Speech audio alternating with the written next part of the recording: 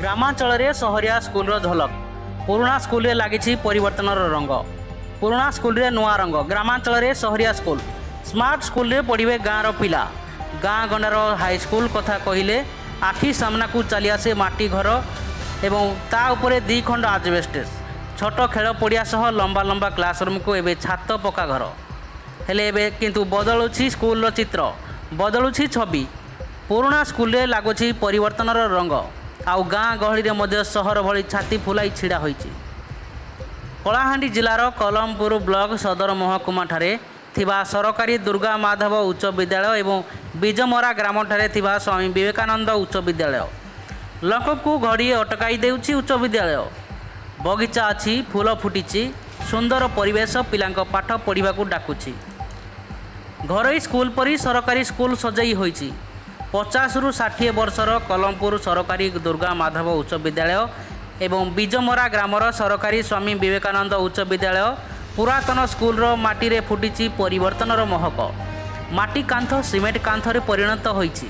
आउ सौंदर्यकरणर बाकी काम सारिबाकू जोरदार चली प्रस्तुति। घरोई स्कूल ठारू कौनसी गुणरे कम लगुनि ए दुईटी सरकारी स्कूल मान अनुकूल परिवेश सांगकू स्वच्छता सुंदरता सते जेमिति बाटईक मन मोहुछि देखणा घारी घड़ी अटकी जाउछंती।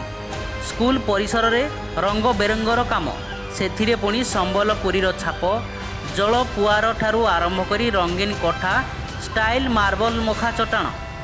मो स्कूल अभियान रे स्कूल पुरातन छात्र और अन्यान्य अर्थराशि को विनियोग करी एही पुराना स्कूल को मॉडल स्कूल रे परिणत करने को आरंभ होइछि प्रयास। अत्याधुनिक स्मार्ट क्लास ई library science lab computer lab आधुनिक शौचालय लोभनीय बेंच डेस्क सांगकू क्रीड़ा रे पिला क्यारियर गढ़ा क्रीड़ा भित्तिभूमिर विकास होउछि जहाँ छात्र छात्री मानकू आकृष्ट करुवा बेले इच्छा होउछि आउ थरे पाठ पढ़िबाकू। सरकारी अनुदान सांगकू जिला प्रशासन तत्वावधान में काम चली बेले ग्रामांचलर कलमपुर और बीजमरा ग्राम ठारे मॉडल स्कूल मुंड टेकिलानी जहाँ स्थानीय लोक खुशी देउथुवा बेले सहररू मध्य छात्र छात्री पाठ पढ़िबाकू गाँ मुहां हेलेनी। तेणु राज्य सरकार स्मार्ट स्कूल पदक्षेप विभिन्न महल स्वागत करा जाउथुवा बेले